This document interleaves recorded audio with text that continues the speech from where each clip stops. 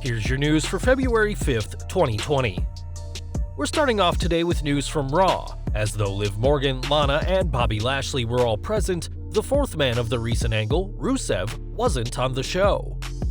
On Twitter, fans speculated about why the Bulgarian Brute didn't appear, and following news of a Southern California wrestler reportedly failing the company's wellness policy, one fan said it was a bold strategy for Rusev to get suspended in the hopes that WWE would fire him. Sarcastically replying that the fan was a great role model, Rusev also denied a rumor from a separate fan who said the former United States champion was injured without any actual evidence to this claim.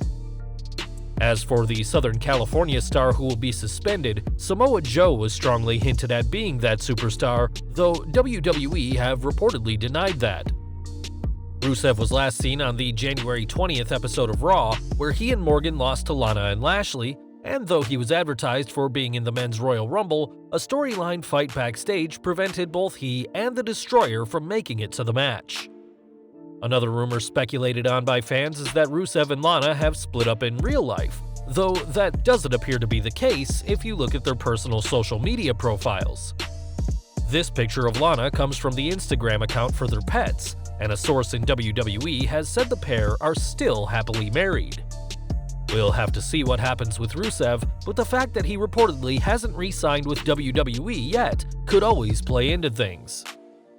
Though Lana would lose to Liv Morgan on Raw this week, it was the ravishing Russian who'd have the last laugh, as the returning Ruby Riott attacked Morgan. On Twitter, Morgan processed the return of her former teammate, sharing a picture of the two with the caption, "Squad, huh?" as it looks like a feud between the two is in the works. Though a singles feud between Riott and Morgan could be huge, this does leave us to wonder if WWE will be encouraged to use the often overlooked Sarah Logan in the process for a full Riott Squad reunion. Though Lana would leave Raw feeling like a winner though she lost her match, her husband Bobby Lashley wasn't so fortunate, as he missed out on a WWE title opportunity at Super Showdown. After losing to Ricochet in the main event in a match that also included Seth Rollins, the former Intercontinental Champion would be tweeted at by Lio Rush, his former hype man, who told Lashley he's only a phone call away. There was a time when it seemed like Rush would be fired or quit the company, but it seems now that the former NXT Cruiserweight Champion is back in the company's good books. Replying to the tweet, Lashley said, "I hear you, brother, as it seems a reunion between the two isn't so far-fetched after all." Instead of Lashley, it'll be Ricochet who meets the Beast in Riott on February 27th, and this comes just weeks after he helped eliminate Lesnar from the Men's Rumble match. For the time being, though, we just have to sit back and see whether or not WWE themselves decide to take a shot on pairing these two up again. Either way, we think it'd be an exciting story to tell.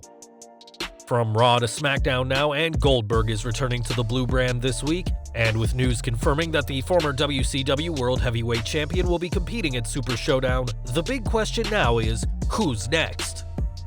On Instagram, Goldberg asked that very same question in a post where he showed off his first spear, and Dave Meltzer on Wrestling Observer Radio also confirmed Goldberg's return to the ring.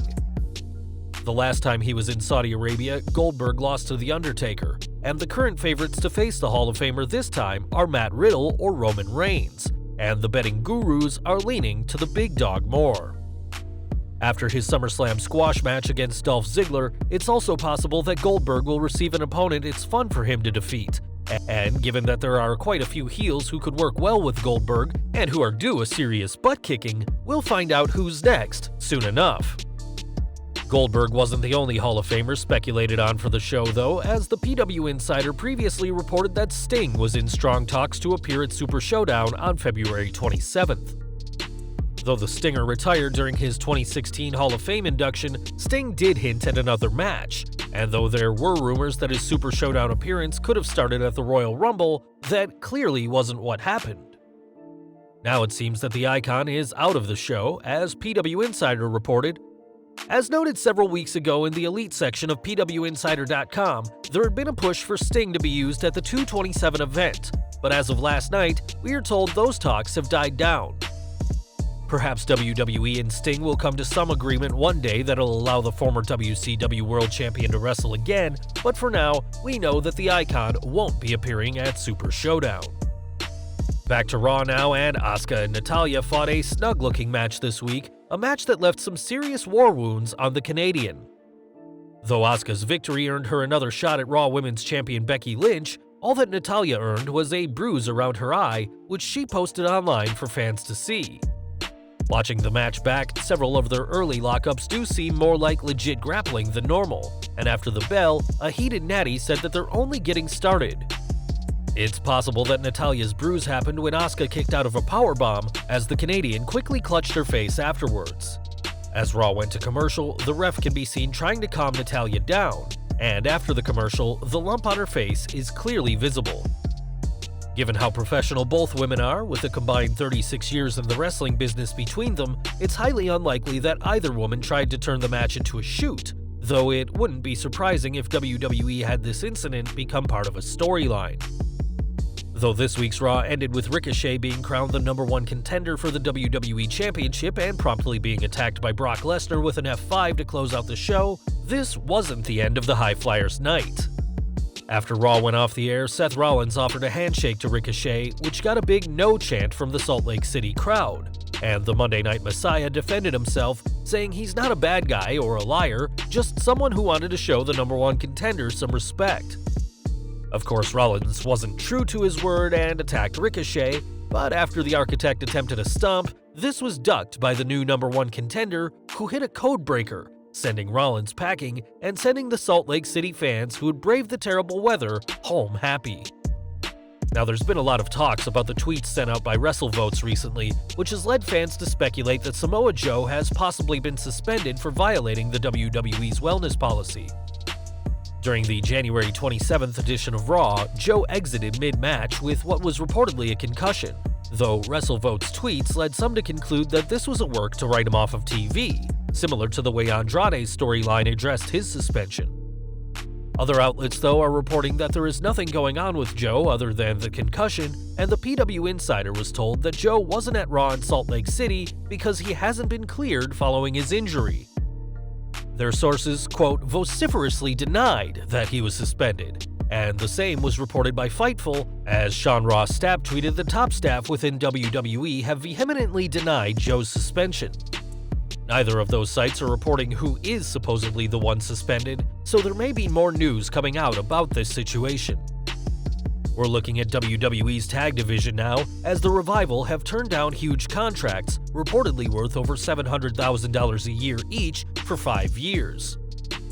With the former tag champions not signing new contracts, there's pair that the talk could soon be out of WWE and possibly in AEW. One person who knows all about contract negotiations is Booker T, who discussed the top guys and gave them some sage advice on his radio show. He said, "They turned down $700,000 a piece, that's a lot of money, man. If I can give them any advice, I'd say take the money.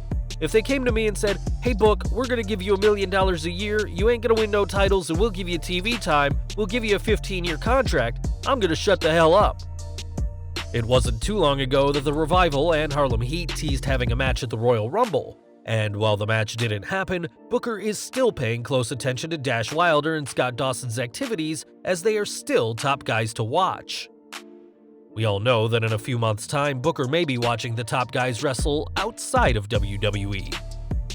Back to Raw now, and this week's show saw the main roster debut of Angel Garza, though fans are wondering what the WWE's endgame is. On Wrestling Observer Radio, Dave Meltzer said that Garza was brought in simply to replace Andrade, who is serving a 30-day suspension of his first wellness policy violation. He said, "For right now, Angel Garza is here because Andrade failed a drug test and they needed something. That's what he's here for. I know he should stay, and he may. There's no rule that he has to go back to NXT, but right now the idea is that he's still going to be on both shows and he's an NXT guy, but he's a fill-in for 30 days now." The former NXT Cruiserweight Champion did impress in his Raw debut, and while there is a chance that WWE have something more planned for him, right now it doesn't look like any plans are in place after 30 days.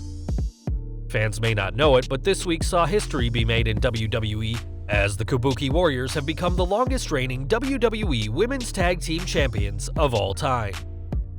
Although the titles have been around for just under a year, the Kabuki Warriors reached the 121-day mark yesterday, beating the Iconics' reign of 120 days.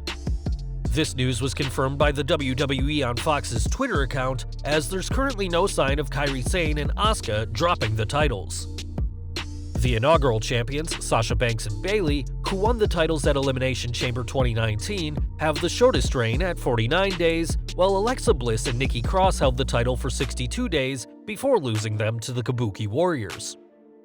We are looking at the future of WWE now, as for years, WWE, specifically William Regal and Kanyon Saman, have been interested in signing former Evolve and WXW champion Timothy Thatcher.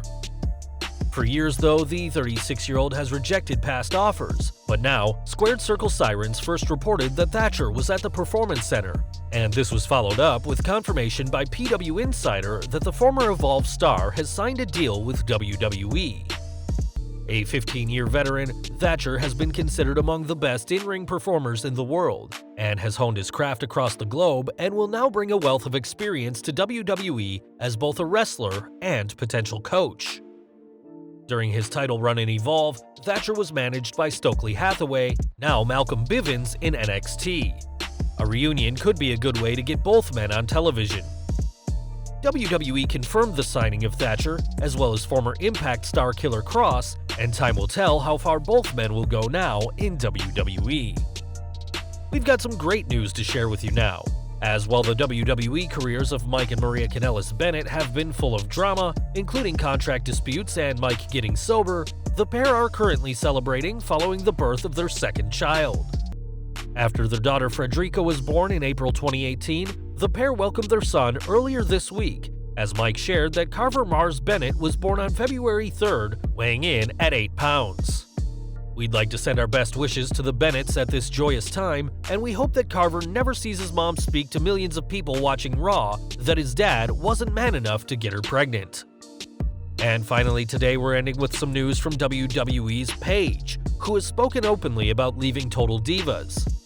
After several seasons on the show, the former Divas champion quietly left the reality show, and isn't upset at all about the decision, according to an interview on the Chasing Glory podcast. Speaking to Lillian Garcia, the anti-diva said that it was the right decision for her to leave the show, saying, "I felt like with Total Divas, there's a lot of memories that I want to forget. I've had ex-boyfriends on there and I was a party animal. I want to have a new show where they can see the new me, the more adult me, and how focused and sober I am." Paige certainly seems to be in a better place after a series of rough years, and even though she's retired from the ring, the British superstar remains an active part of WWE's on-screen team.